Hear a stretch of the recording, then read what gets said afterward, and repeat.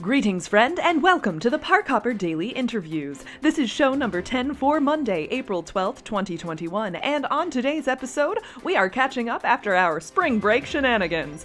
Kathryn shares the news, while Anita rants wildly. Where have all the masks gone? Can the public really be trusted to follow these new, less strict protocols? Sending our love and magical vibes to our West Coast Disney fam as they embark on their journey to book their tickets for Disneyland's reopening, and more. Join your hosts, Kathryn Manu and Anita Boyer, as they discuss the news and their views here on the Park Hopper Daily Interviews. We're together! Vaccinated and together. Park Hopper Daily. Yay! I'm Kathryn Manu, and this is Anita Boyer.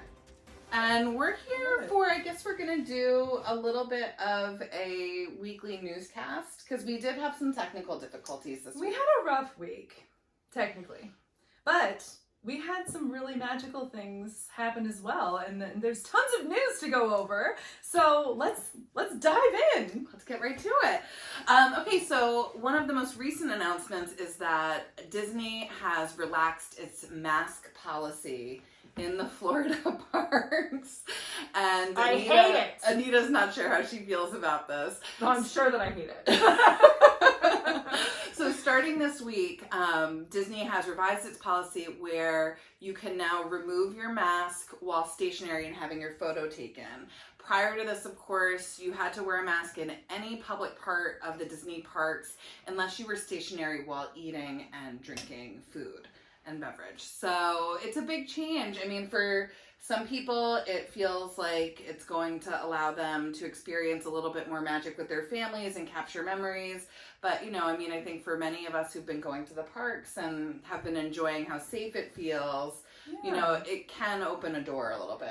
And especially given the way that many people have been completely incapable of following the rules as they were, I think it's absolutely insane that Disney would be relaxing these rules at all. Like, it's just you're what was the book? If you give a moose a muffin, or if you give a mouse a cookie, Give a mouse a cookie, right? You're gonna give a guest a mask pass, right? And they're going to take advantage of it. There are going to be people who are going to ruthlessly and unashamedly, is that a word? I'm going with it. They're gonna take advantage of it. And like you were saying earlier, this is why we can't have nice things. This is why. Yeah, I mean, unfortunately, that's what happened when the parks first opened. Remember, at first the rule was basically if you were eating or drinking, you could have your mask down. And unfortunately, what happened is some people decided, well, then I will just carry a cold beverage with me wherever I go, and then I don't have to wear a mask. And they would, but it would be like this. Like, oh, but I'm drinking though. Like, sorry. So I guess my hope is that as they allow this to occur, I would have preferred it if it was just with maybe photo pass. Yeah, because 100%. Then you know it's in specific locations. It's not going to be. What I'm worried about most of all is people taking advantage of this in line when they're technically following all of the rules, distanced, not moving, and that's the parameters, right? It's not like in a designated spot. I have a feeling, honestly, like after a week, the language is going to change, and it's going to say in designated locations. And from the very, very beginning, I was 100% like thinking that they should have at least one photo pass opportunity per park, like in front of the Tree of Life, in front of the castle, in front of Millennium Falcon, in front of the Spaceship Earth, right? You give us one location in every park where you can wait in a special line, and a photo pass, like tape off a 12-foot radius, whatever, and let a family go in and take their family photo without a mask. And then you are distanced, and there is no question as to whether or not the rules are being broken. Just wait. I mean, I would have waited an hour in a line like that. Absolutely. And I think a lot of people would have. And that's how you do it safely. As it is now, I can't even imagine the poor, wonderful, amazing cast members who have to go around and try to get people who frankly don't care about other humans, like to try to get them to follow these very, very simple rules. They are very simple. And now they're just it just gives people like that extra level of like, oh, but I'm taking a picture, so, and they'll be like, but there's people around, like, you know what I mean? Like, it opens the door. It really does. So I'm not happy about it. I think you're right, though. I think that as we see people potentially abuse this, Disney has been very responsive. Yeah. And I really have to give it to them as a company, you know, as somebody who loves going to the parks, but like you, we've both been very cautious in COVID, and they've really been responsive. They've really made a secure, safe feeling place out of a very busy theme park. Yeah. So my hope is that if they do see rules being broken in this capacity, that they will,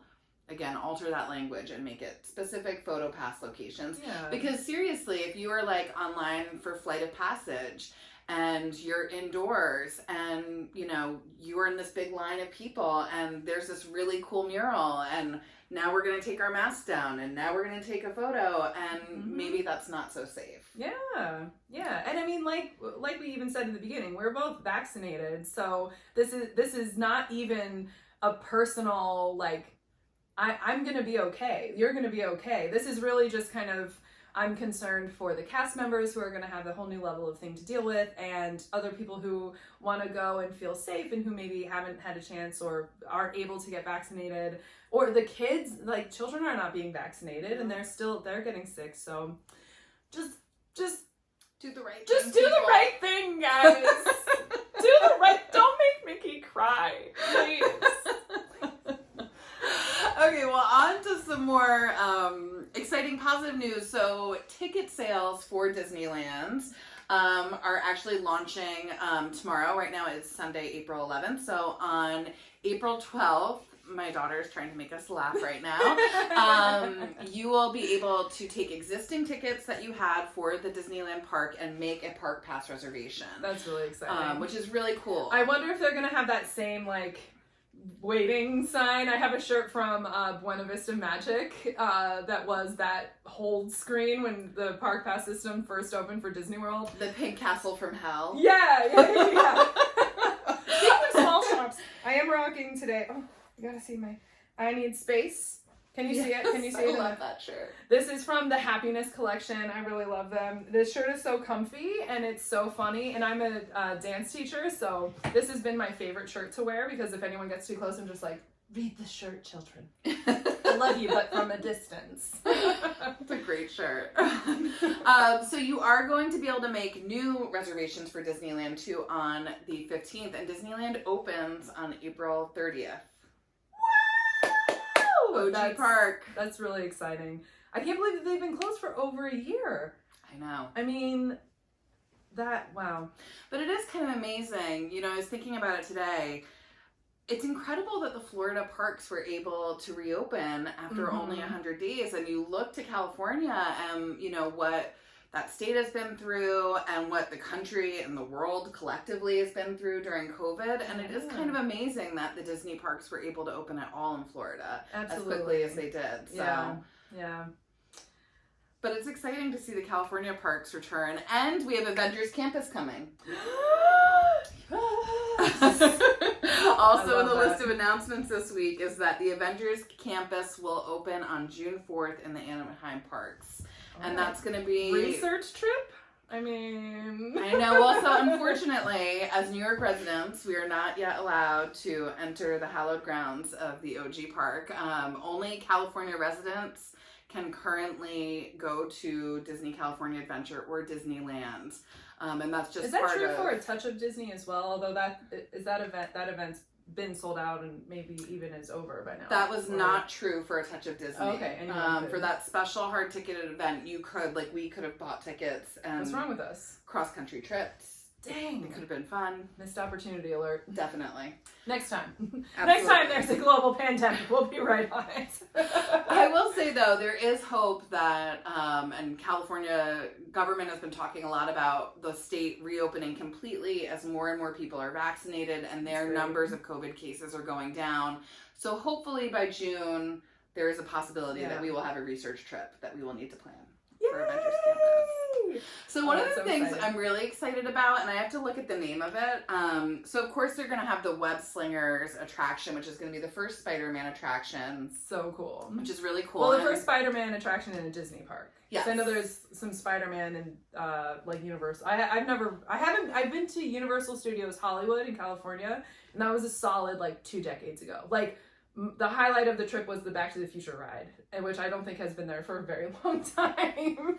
I went, I think it was about 3 decades ago. I'm dating myself. And the backlot tour was like Yes! the really cool thing with like the Jaws Joe, you were, experience. that's no, it was Joe's really favorite good. movie. It was like you'd actually go in and you'd see the sharks like eat the tram or something. Or And you go past like actual sets. And I think that's what they had really envisioned for what was MGM and is now Hollywood Studios, that Disney would have their own version of that where, you know, you'd be able to go watch, I'm dating myself again, the Mickey Mouse Club, you know, yeah, take well, a show. they shot certain shows on property, like in the park. Which is so cool. Yeah, I love it. I don't ask me to name any of the shows that they've shot there because I don't know, but you can listen to the Mongello podcast for that. That's true. He's very good at that.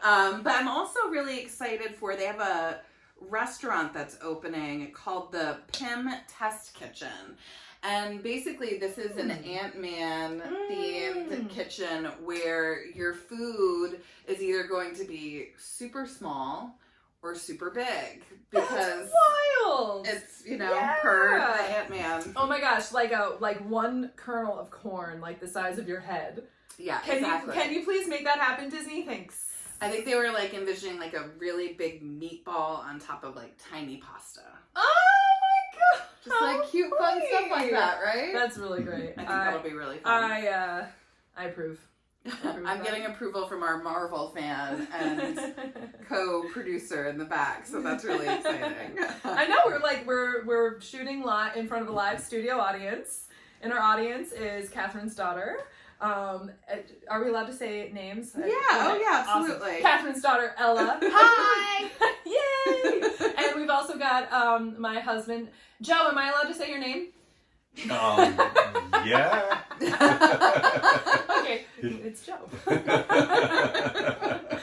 and I are going to be in the parks April 17th through the 21st. So if you want to find us, we'll be park hopping along, and you can come say hi. I think that would be so cool. So let's talk about that a little bit, because I think that that's a really interesting conversation that a lot of us are having as we're getting vaccinated.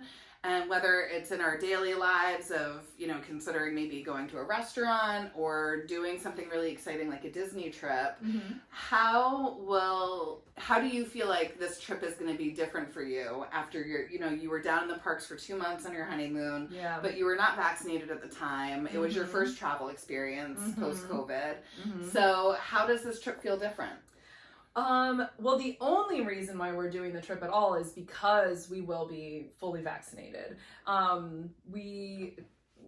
We did not do any indoor dining. Maybe we made 1 or 2 exceptions to indoor dining, but we were very selective about it. And over 2 months, we had 2 indoor dining experiences when we were down for our honeymoon. And there was also just like the whole entire time, as fun and amazing and magical as the whole thing was, there was like a static, like a little hum of just like fear, anxiety, panic, and walking by someone who was breaking the rules, which is why I don't like the whole mask thing, like walking by someone with their mask down, just blatantly disregarding everyone else's comfort, that set us off to the point where like our last day I was just like mask. I'm like, okay, like, hello, my name is Karen, but like, I'm sorry, like that, it was just stressful. Yeah. And now this time we get to go. We already made like indoor dining reservations. We're excited just to be able to like go and like, we're gonna ride Tower of Terror, which I've never been to Disney World and not gone on the Hollywood Tower Hotel. It's one of my all-time top favorite rides, and we wouldn't do it because it was like a tiny little box. Sitting in a screaming box. In a screaming box, yeah. Even though they open the doors and like you do get a little fresh air, it's still like, we have not adopted the rule of no screaming, which actually, have they talked about that for Disneyland? That there's no screaming on roller coasters? I know it's in the Japan parks, like they're like, scream on the inside, scream in your soul, but don't scream out loud. Yeah, I don't think that even ever happened for the Florida parks, though. Oh no, it Yeah. definitely never happened for Florida. But, you know, it's interesting because you talk about just like culture, and in Japan, you know, there's already a culture of mask wearing when people had colds, and really it wasn't to protect yourself from getting sick, it was to protect anybody near you very considerate. So yeah, but no, I don't think that they've had any discussions about saying no screaming. That's good. Disneyland. That's good. I mean, I would have to just skip the right. I'm a screamer. I it's involuntary. You too. Yeah. So what are some of the restaurants that you're looking forward to trying on this trip? We're going to the Boathouse. We are going to, and we're going to say Lou sent me, because Lou Mangello loves Boathouse. So if you ever go to the Boathouse, you have to say Lou sent me. Although now you can say Anita sent me because Lou sent her. So now that's what the I'll thing. say.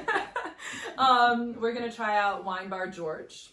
Oh, I've always wanted to try out Wine Bar George. Yeah. I'm really excited to give that a shot. Awesome. We were supposed to go on our last trip, but we ended up switching for Morimoto Asia, and I was very happy we did. Yeah. Morimoto Asia became hands down one of my favorite Disney restaurants. The spare ribs, the sticky ribs, spare ribs. It's not spare ribs. I'm gonna have to look it up, but they're the ribs. They're the best ribs I've ever had. It's like if a rib married sesame chicken is like the best way I could describe it. Yeah, they're really amazing. They're so good. In park we got Tutto what's the other one in the Italy pavilion? Tutto al Forno. No, not al Forno. Tutto Italia. Yes, we're trying Tutto Italia, which I have only ever. Oh, what's it called? You can say it. Morimoto Asia's poison sticky spare ribs. Just looking at the Sticky spare ribs. Sticky spare ribs. They're worth it. I love it. So we're trying that. I've been to the wine cellar a whole bunch of times pre-pandemic. And it's one of my favorite places to just like sit inside and relax. It feels very cozy. You're just on like little couches and it's just dimly lit, like you're in a real like little wine cellar. But I've never tried the restaurant, so we're gonna try that out. We decided this trip was gonna be like all stuff that we have not really done. I like that. Try to do like all new stuff.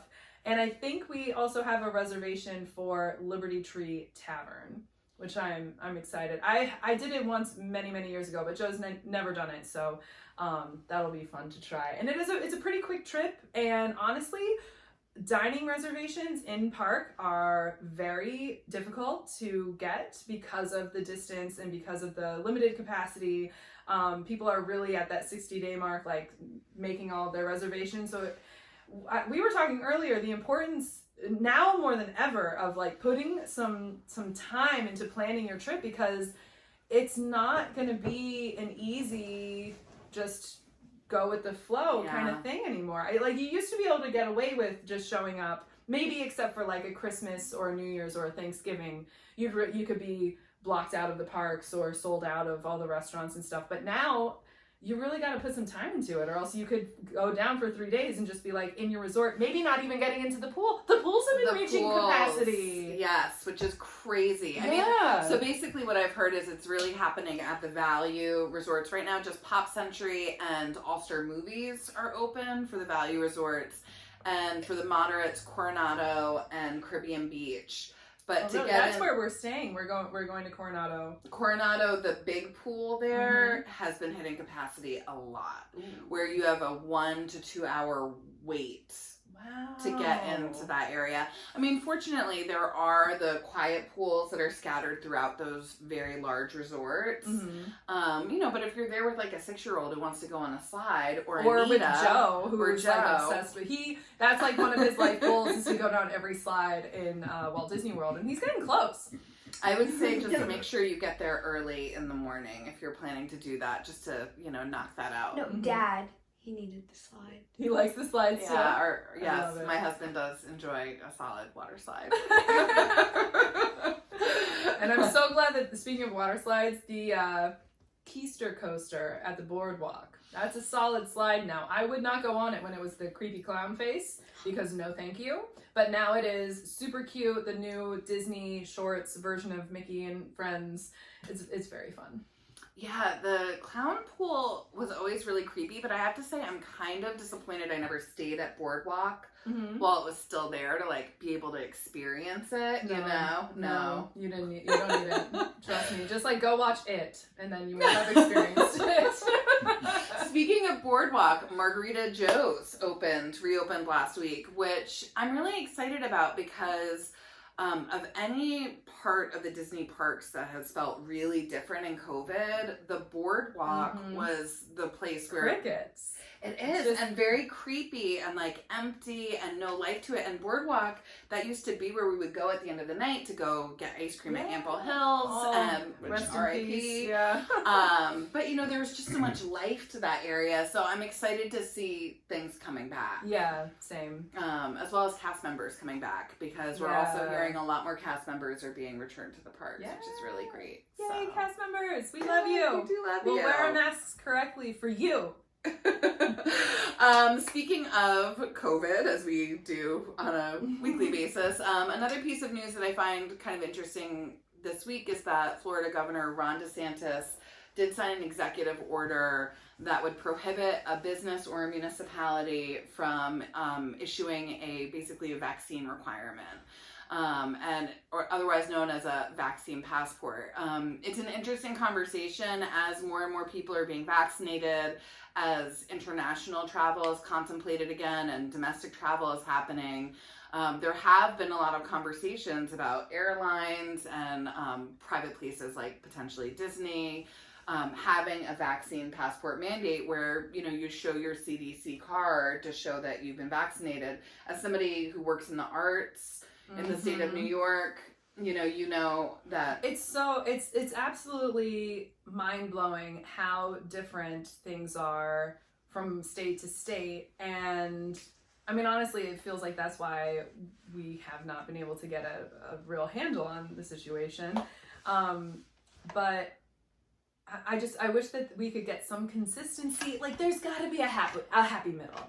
There's got to be a happy middle somewhere between the like free for all and the like suffocatingly strict. Yeah, you know, there's got to be something that makes sense, that also allows people to have some autonomy over themselves and their own choices, because America, right? I'm with you. I get it. Yeah, I get that too. But then also isn't just running rampant and like perpetuating a deathly pandemic situation. You know, there's got to be a middle, something. Well, and to a certain extent, I feel like, you know, Disney and the Florida parks has really found that middle ground. You know, why they've been able to reopen. I mean, if you have been down to the parks, you know the cast members are very strict about the mask mandates and social distancing. Yeah, for sure. And that's what's been allowing the parks to stay open. That's what's been keeping people employed. That's what's made people feel comfortable going into indoor restaurants even, where, you know, before, I hate to say it, but, you know, they were packing people in like sardines to queue lines, to restaurants, to everything. Now they really aren't. They're being very mindful. I feel like it would be nice for especially a place the size of Walt Disney World, which has its own municipality within it, which has its own fire department, you know, if they were able to kind of have greater control over what their requirements were. I don't think that that's a bad thing. They've shown that they're not going to be, you know, draconian. They're not going to say you can't come into the park without a vaccine. So I thought this was an interesting political move, and that's really how it felt more than anything else. Like a moment of politics rather than a moment of maybe just trying to move us forward in a safe way. Yeah, I agree with that. So what do you guys think about it? What do you guys think about the new changes to the mask policy? What do you think about vaccine passports? Anita will obviously be bringing her masks to Disney and proudly wearing them. Very comfortable mask. I like that is really cute. Right? Where did you get that one? I got it on Instagram, and the exact handle is escaping my mind, but what I will do is I'll link to it when I post, so that if you guys want to get a super cute Mickey mask. I also got one because, and I love park candy. This is not park candy. I love park candy. That's where I got my my purple wall bag. They also have like the Main Street mailbox bag. They have a bag that looks like the Scare canister from Monsters Inc. And they're very high quality, like beautiful, beautiful bags. They make masks that match, but those masks, like, I literally, with every breath, I feel like I am waterboarding myself. Like, just totally, totally suffocating. I'm sorry, Park Candy. I think you're really cool, but I can't handle your masks. So I had an Epcot one, but it's like every breath is just like it just, you inhale the mask. Yeah. Which, in a way, I was like, well, I must be like really filtering this air because it is 100% light coming through. There's nothing leaking in from the sides. But they have an Epcot one as well. That's just it's the cotton material. It's much more breathable. So I'll post a link for them. Okay, so Peanut Gallery, any questions for us this week? We're getting a lot of shrugged shoulders. Well, thank you again for tuning in to our podcast and our YouTube channel. If you are watching on YouTube and you haven't yet, please do like and comment down below. We'd really appreciate that. If you haven't subscribed, why haven't you subscribed? Subscribe, join us. We really appreciate it. You can be however you want to be in the comments, but I mean, we're allowed to disagree. You're allowed to like the mask thing. I'm not like mad at people for being happy about being able to take their masks off in the parks. My concern is really just for anyone who's gonna go and take advantage of it, which we all know is going to happen because it's been happening every minute. It's true. I mean, what was your experience when you guys were down there in terms of masks? It was pretty good. I felt like it was because of how many cast members were going around with the signs and with the, we have a friend down there who's a cast member, and we got to see, like, in real life, like, the audacity of some people. This woman was taking a photo in front of the waterfall in Pandora with her kids. She had her daughter with the phone taking the picture of her, which in and of itself was a little like, all right, like, you're that kind of mom. All right, that's fine. So she's taking her mask off for the photo, and our cast member friend was like, oh, I'm so sorry, you have to keep your mask on. She's like, okay, puts her mask on. The second that we take 2 steps, she takes it off again. And like Joe and I saw it, and we're like, she just took the mask off again, like, not to be those people, but like, and she's like turned around, like, really was like, you have to have your mask on, like, I told you before, Yeah. and then, like, really, and then she just got so mad, she just, like, the woman who was trying to take the photo just, like, got up and left, and it's like, why are you mad? Like, Disney does such a good job of telling you the rules. They tell you the rules before you buy, they tell you the rules after you buy, they alert your phone as the second you walk into a park about the rules. It's posted every 2 feet, like, keep your mask on for this and this and that, like, ignorance of the law does not preclude you from having to follow the law. Not that it's a law, the rules, whatever. But it's the same thing, There's no way that you don't know what the rules are at this point. And look, I appreciate that going to Disney with your family is an expensive experience. And you are paying a premium price for that experience. But if you can't follow the rules right now, well, just wait a couple of years. Go in 2022. There's going to be a time where, God willing, none of this is necessary anymore, and we can all just do what we want in the Disney parks, and that's fine. Yeah. But for right now, this is what's required. This is what's allowing the parks to stay open. This is what's keeping people employed and keeping the magic going. So just help us out and follow the rules. Yeah. You're going to yell at me in the comments. It's fine. Just yell at us in the comments. It's fine. We still love you. Okay, well, this is Kathryn with Park Hopper Daily, and Anita. we'll see you real soon.